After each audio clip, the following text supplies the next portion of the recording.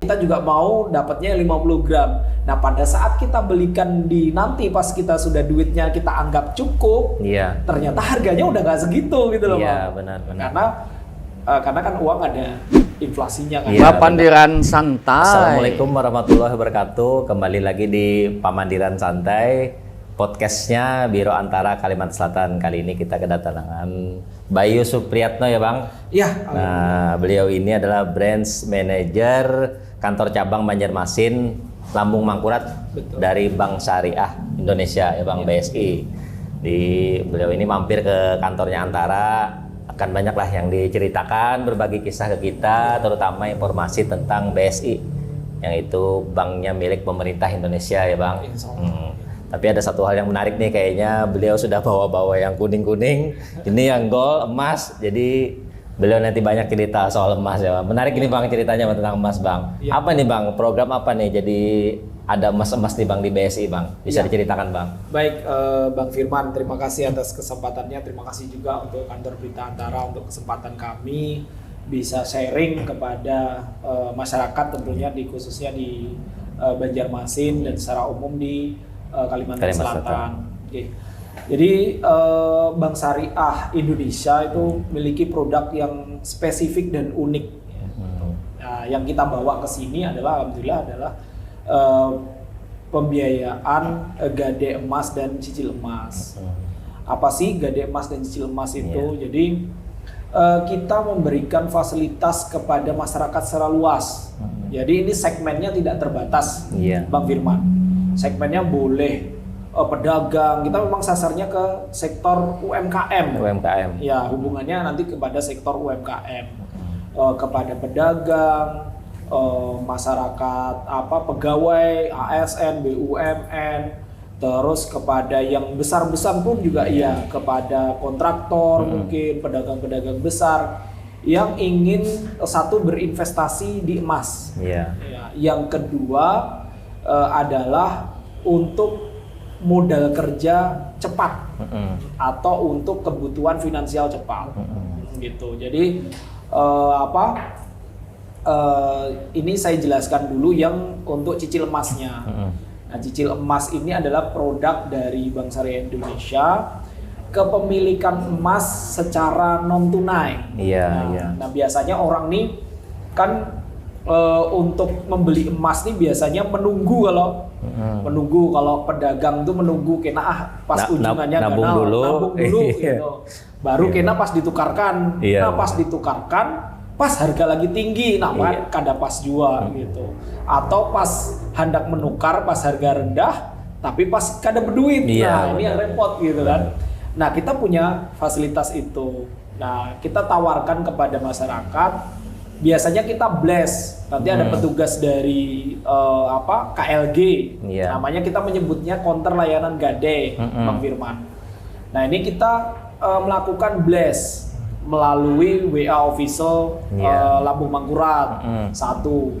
Kita melalui sosial media, dua. Dan kita juga bekerja sama dengan beberapa toko emas dan antam yang di Kalimantan Selatan, khususnya di Banjarmasin. Nah, pada saat harga itu turun, kita lakukan blast, kita lakukan informasi kepada masyarakat.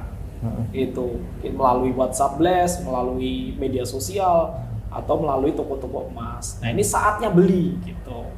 Oh, jadi momentum emasnya turun itu yang dimanfaatkan masyarakat. Betul, ya. Untuk memulai startnya. Iya, benar-benar. Jadi pada saat harga turun ini kan masyarakat kadang-kadang tidak ready uangnya. Iya, benar. Wah, saya hanya punya uang 1 juta nih gitu.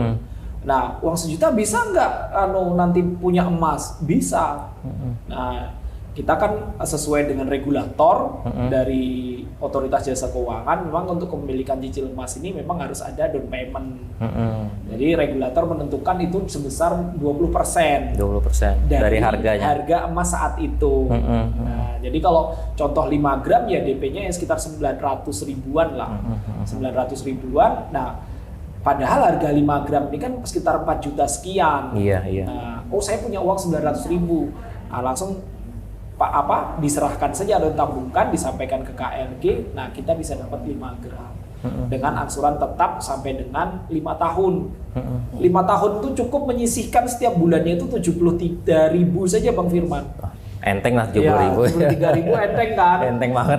Maaf daripada yang apa bapak-bapaknya merokok atau apa. Rokok sehari 20.000, 30.000. Gitu. Kan manis juga kalau pas lunas kena ke apa umahnya gitu, ke ibunya. Nah, kubariakan emas 5 gram kan manis juga. Bener. Seperti itu. Nah, itu yang cicil emas. Jadi nanti kita bisa biayai 5 gram 10 gram. Batasnya berapa Bang? Batas minimal tadi 5 gram atau 5 gram minimal. Oh, minimal 5 gram. Minimalnya 5 gram Bang Firman. Untuk maksimalnya. Nah, ini untuk maksimalnya. Ya, untuk maksimalnya kita dari dari regulator itu dibatasi. Untuk emas itu hanya maksimal 150 juta. Oh, harga nilainya lah. Maksimal bukan pembiayaannya Bang. Pembiayaannya maksimal 150 juta.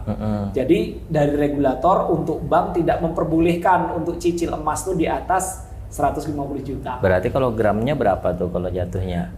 Gramnya sekitar 100 bisa. 100 gram. Nanti tinggal menyesuaikan dari down payment-nya aja Bang.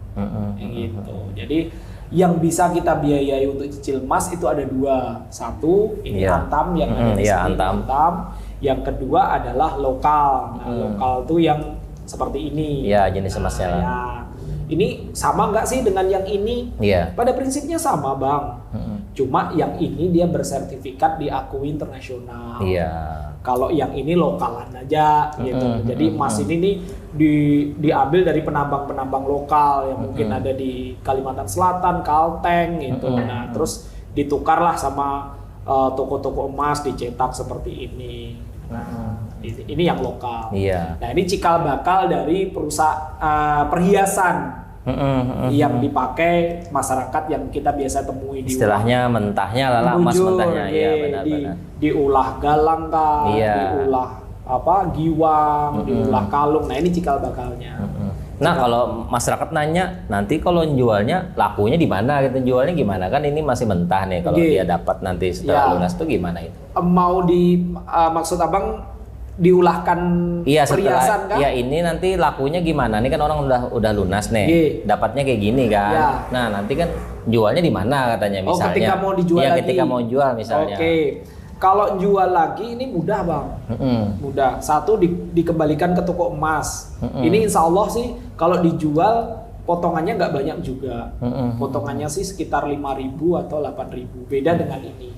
Kalau artinya anggap aja seperti kita jual-jual kalung, gelang itu aja juga sama aja lah ibaratnya. Atau tawarkan saja lagi ke Bank Syariah Indonesia. Oh, di Syariah pun bisa lagi ya. Bisa, kita bisa bantu jualkan. Insya Allah sih pegawainya banyak yang minat Pak. Nah, jadi sekarang ngomong-ngomong syaratnya apa nih Bang? Gitu. Nah, susah kan syaratnya atau gimana nih untuk mendapatkan? Kalau syaratnya untuk cicil emas cicil tadi, emasnya, yang cicil emas tadi, maaf Bang saya. Iya, Pak. Yang cicil emas tadi itu cukup KTP aja Bang. KTP. Seperti kita buka rekening gitu. Buka rekening. Jadi KTP aja. Kalau dia bekerja punya NPWP, sampaikan fotokopi NPWP-nya. Kalau tidak ada NPWP, tidak apa-apa, tidak masalah.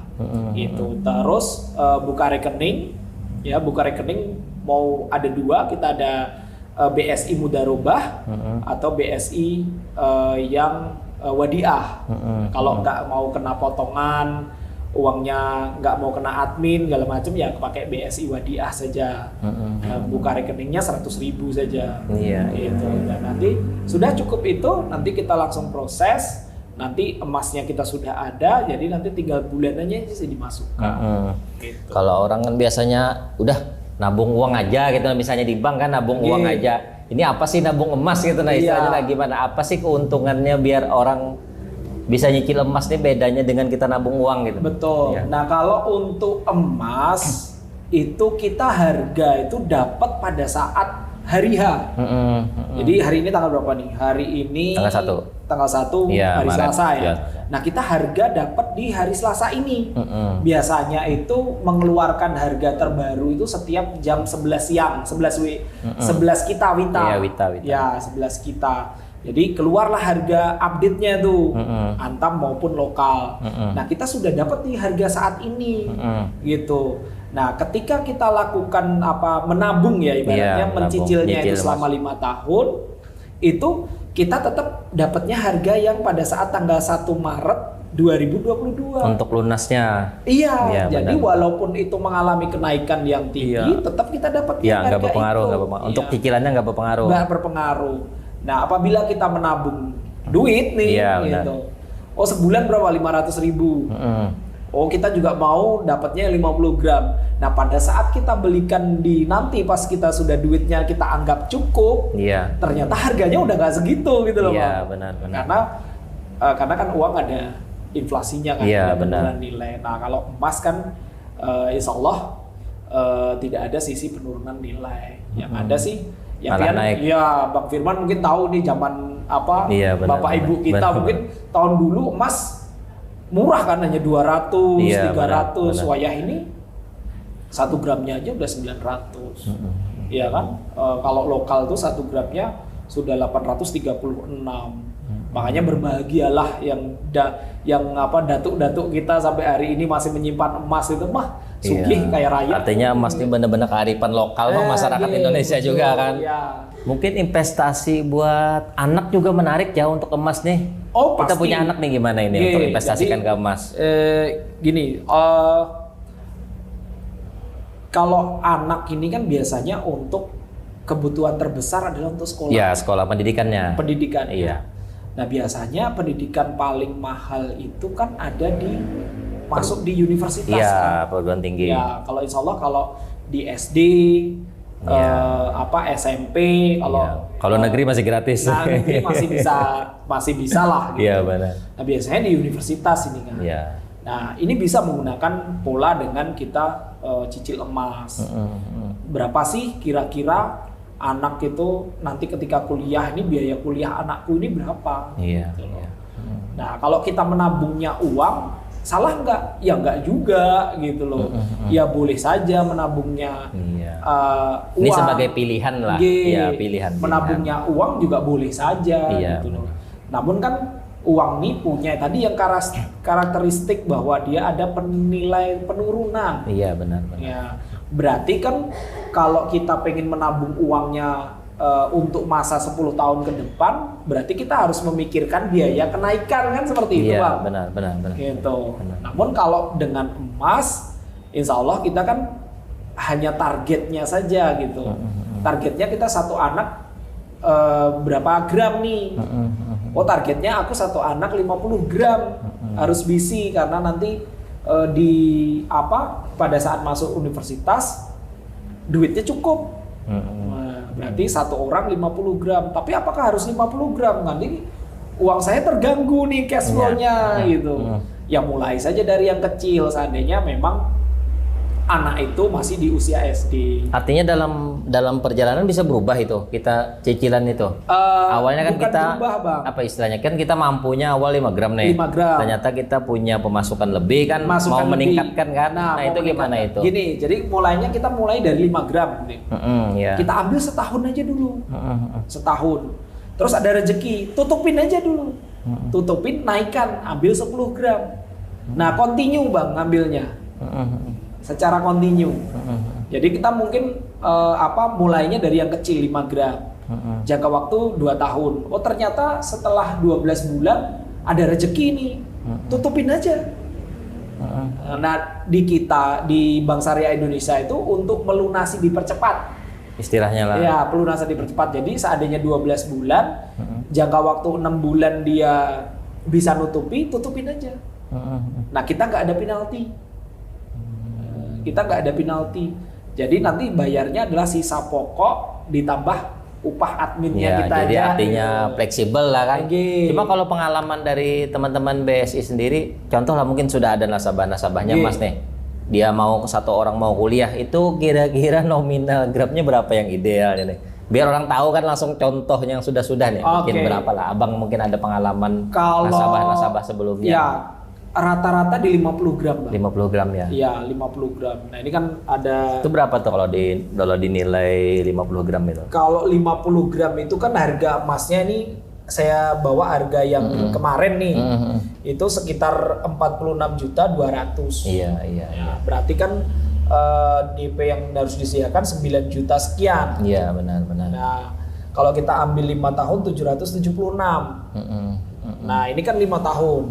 Nah, kalau anak posisi sekarang itu kelas 1 SD, enggak? Iya, benar. Berarti kan 5 tahun ke depan dia kelas 6 kan? Kelas 6. Nah, ambil aja dulu yang separuhnya dulu. Ambil aja yang separuhnya. Ambil yang 25, jadi tidak terlalu berat DP-nya. Nah, nanti bulanannya juga tidak terlalu berat. Itu. Atau mulainya dari kecil tapi jangka waktunya dipendekin. 5 gram ambil setahun. Terus nanti ambil lagi 10 gram, ambil setahun. Nanti kan lama-lama juga targetnya terpenuhi sebesar 50 gram itu. Kalau untuk ambil kepingannya sih fleksibel, Bang. Gitu. Jadi kalau lokal sih lebih murah lagi, Bang. Kalau yang ini itu tadi Antam ya. Kalau yang lokal kan dia di harga 40, anggap aja 44. Tapi kan 5 tahun ke depan juga bisa naik. Iya, benar. Sampai lunas nih. Artinya baiknya tuh dijual atau gimana tuh emas yang sudah kita dapatkan tuh? Ada istilahnya tuh digadai lagi kah atau gimana nih? Dari BSI sendiri gimana nih? Jadi kalau saran kami di Bank Syariah Indonesia ketika lunas itu harapannya jangan dijual. Karena posisi sekarang ini emas nih banyak yang mau. Iya, benar. Banyak yang handap. Namun emasnya ini semakin sedikit, Bang. Hukum ekonomi juga nih. Gitu loh. Karena kenapa? Waktu kita dulu halus, iya benar. Kita kan nggak berpikir punya emas. Iya, benar. Yang berpikir punya emas kan mama abah kita, datu-datu kita. Benar. Itu. Benar. Nah, sekarang kita sudah ganal, abah kita juga tua, juga pengen punya emas. Yang kita juga sebagai orang muda, kita juga pengen punya emas. Artinya peminatnya bertambah. Betul, itu. Jadi peminatnya bertambah, yang pengen punya emas ini semakin banyak, emasnya kan semakin terbatas. Itu. Karena kan tambang nggak mungkin, emas ini kan salah satu salah satu kan mineral yang tidak mudah diperbarui kan. Bukan energi terbarukan gitu loh. Jadi kalau kami memberi saran jangan dijual. Itu kami sarankan digadai. Ya. Setelah lunas untuk masuk sekolah anak-anak, gadai. Dan BSI bisa untuk itu. Betul, gitu. Dan kita kalau untuk emas lokal maupun emas Antam, kita nilai pengakuan gadainya cukup tinggi.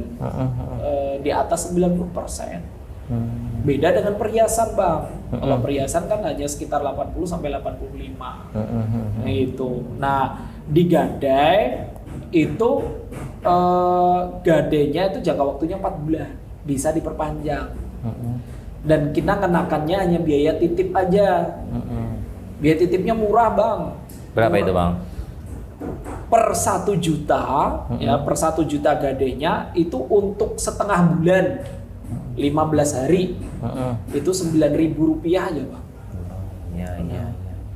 Berarti kan kalau sebulan berarti 9 kali 2 kan, Bang? Berarti 18.000 aja. Itu kita kenakan 18.000 aja biaya titipnya. Nanti apabila ada rezeki ditebusi. Jadi emas kita nggak hilang. Emas kita nggak hilang. Iya, benar. Nah, pas kita punya kebutuhan lagi, kita bisa gadaikan lagi. Nah, gitu. Jadi ini instrumen investasi yang mudah dipahami. Mudah dipahami, Bang. Dan benar-benar kearifan lokal masyarakat. Kalau urusan emas Iya, betul. Karena di Kalsel ini kan masyarakatnya satu, emas ini kan sudah merupakan tabungan. Iya, benar. Tabungan yang sudah dari turun menurun gitu. Iya, benar. Kita kan istilahnya toko yang nggak pernah sepi lah kalau emas. Kalau pian lihat di Sudi Mampir lah. Benar. Wah, pokoknya antri kayak iya, benar. Ngomong-ngomong investasi jual beli emas nih, secara agama gimana, secara Islam aturannya sendiri gimana? Nah, alhamdulillah nih Bang Firman. Artinya kan kalau ada masyarakat biasanya yang masih ragu atau gimana terkait halalannya atau gimana Bang? Bisa dijelaskan jadi, Bang ini Bang? Kita ketika produk dari Bank Syariah Indonesia dikeluarkan, itu harus ada persetujuan, Bang. Nah ini persetujuannya itu salah satunya untuk yang fatwa gadai tadi, yang fatwa gadai itu dari MUI ya, Dewan Syariah Nasional MUI itu nomor 26 garing Dewan Syariah Nasional atau DSN garing MUI garing 3 Romawi tahun 2002 bahwa untuk rahen atau gade emas itu diperbolehkan gitu. Jadi ini ada fatwanya gitu yang sudah boleh dikeluarkan. Artinya secara legalitas agama Islam udah jangan dipertanyakan lagi lah makanya. Gitu. Jangan ragu lagi lah. Itu pun ditandatangani juga yang bisa dilihatkan lah mana. Nah, ini yang rahen. Ini rahannya. Ya, rahen. Fatwa Dewan Syariah Nasional. Jadi masyarakat nggak perlu ragu lagi lah. Nah, ini Bang Bayu sudah memperlihatkan, membawakan langsung. Ya, jadi sudah ibarat sudah tidak perlu keraguan di situ. Nah, yang perlu ini adalah untuk fatwa dari Dewan Syariah Nasional MUI itu mengenai jual beli emas secara tidak tunai. Nah, gitu. Ini fatwanya nomor 77 garing DSN garing MUI garing 5 Romawi tahun 2010. Gitu. Nah, di sini dijelaskan bahwa jual beli secara non tunai itu diperbolehkan, dan yang tanda tangan juga bukan orang sembarangan. Iya, benar. Nah, ini monggo di sini. Nah, ini fatwa Dewan Syariah Nasional terkait jual beli emas secara non tunai. Ya. Jadi nggak usah bertanya-tanya lagi lah soal legalitas hukum Islamnya kan. Jadi istilahnya yang menentukan yang anunya sudah dari profesor-profesor dari MUI. Nah, kalau kita ngomongin emas nih kayaknya nggak ada habisnya Bang. Kalau BSI sendiri Bang, mungkin program-program unggulan yang lain, mungkin ini kan BSI ini kan setahun terakhir nih ya Bang, gabungan dari BRI Syariah, Mandiri sama BNI ya. BRI Syariah, Mandiri Syariah sama BNI Syariah. Nah, artinya keberadaan BSI sendiri di Kalimantan Selatan gimana Bang, dan dengan beberapa program unggulannya gimana nih? Alhamdulillah kan kita ini bergabung itu di 1 Februari tahun lalu. Iya, 2021. Jadi secara legalnya itu bergabungnya tanggal 1 Februari. Ya, kita bisa menyelesaikan single system ya. Jadi menggunakan satu sistem itu alhamdulillah di 1 November Bang Iman. 1 November 2021. Alhamdulillah tanggapan dari masyarakat khususnya di Banjarmasin dan secara umum di Kalsel itu antusiasnya dan punya harapan yang besar terhadap Bank Syariah Indonesia. Itu.